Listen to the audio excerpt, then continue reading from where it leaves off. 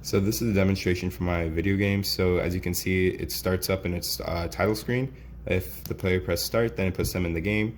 So if they come down here and talk to this NPC, they can see an animation with the dialog box appearing over the NPC, and it tells them that the goblins have stolen the palace key, and then they're in the East Cave, and the player can choose one of the weapons. I'll go ahead and choose the axe for this run. Each weapon has their own attack, with each attack having their own range of attack and an animation for each one. So going into the East Cave, you can enter it, and now you can see the goblins. So at the bottom of the screen, you can also see an inventory with the axe being displayed on the bottom left corner. I can also pick up health potions. So as you can see, my character took damage. It went from 100 to 50. So using axe spin, I could take out these 4 guys, and it levels up the player. So once they hit level 2, they're able to use a second skill, and I can switch over to that like this and take out this goblin with that second skill, and I'll finish off the rest with the first skill. Upon all the goblins dying, then they drop the key to the palace. So that shows that enemies drop items. And as you can see, there's also death sprites for the goblins. So going back to the overworld, going to talk to the NPC now. I'll also pick up this health potion, and I'll show you that it pops up on the item bar in the bottom left, and using it increases my health back to 100.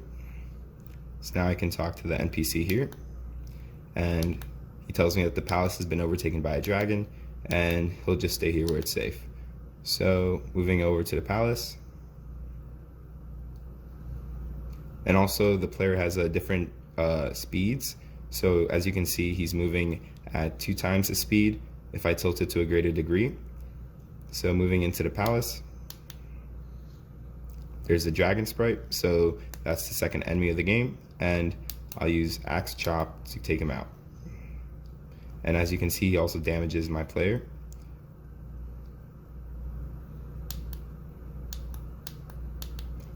Like the goblins, he also has a death animation, and he also drops something upon death. So there's a chest right here I can pick up, and I can win the game.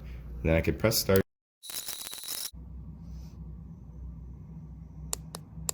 I use fireball.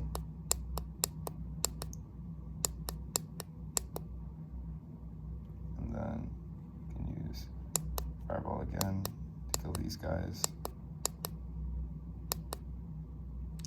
Finally, this guy.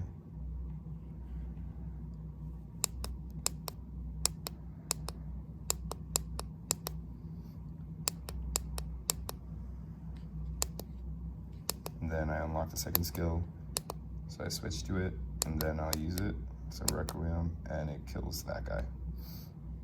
Show the death functionality.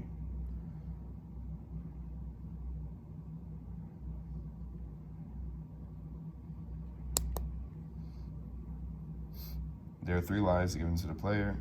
Each time they die, they lose 1 life, and if they lost all 3, then they fully die from the game. So here, my player is brought back to life.